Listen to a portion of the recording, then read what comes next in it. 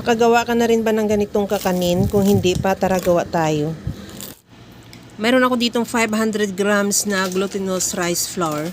Ilagay ko lang muna sa mixing bowl at lagyan ko ng tubig. At ihalo hanggang sa magiging dough, pero unti-unti ko siya nilagyan ng tubig. Bali 2 cups ang nilagay ko dyan, pero unti-unti ko lang nilalagay para matansya ko yung texture ng aking dough. Pagka ganito na hindi naman siya basa, hindi rin siya tuyo, okay na yan. At gamitan ko na rin ng 1 tablespoon na scoop at i-form ko siya ng pilipit. Kagaya nito, pinahaba ko lang ng bahagya at ipinaikot. Ganyan lang. Gawin mo siyang pilipit. Madali lang naman gawin kagaya niyan. At ituloy lang sa paggawa yung lahat nating dough hanggang sa maubos.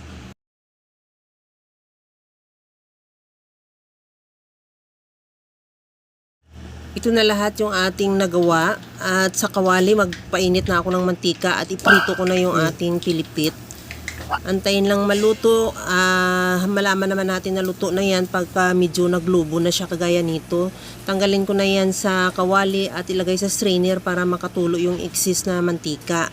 At pagkatapos yan, i-set aside ko muna. Sa kawali naman, mag-caramelize ako ng asukal. Bali, 250 grams na asukal ang gin-caramelize ko dyan sa mahinang apoy lang. Pagka ganito na siya ang texture niya, patayin mo na yung apoy para hindi masunog yung asukal. At ilagay ko na yung pinirito nating pilipit. Sa one side lang ang nilagyan ko dyan ng caramel para hindi masyadong matamis. Pagkatapos yan, tanggalin ko na rin yung kabilang side at saka ilipat ko yan sa parchment paper para hindi dumikit hanggang sa lumamig. At okay na yan, ready to serve na yung ating napakasarap na pilipit.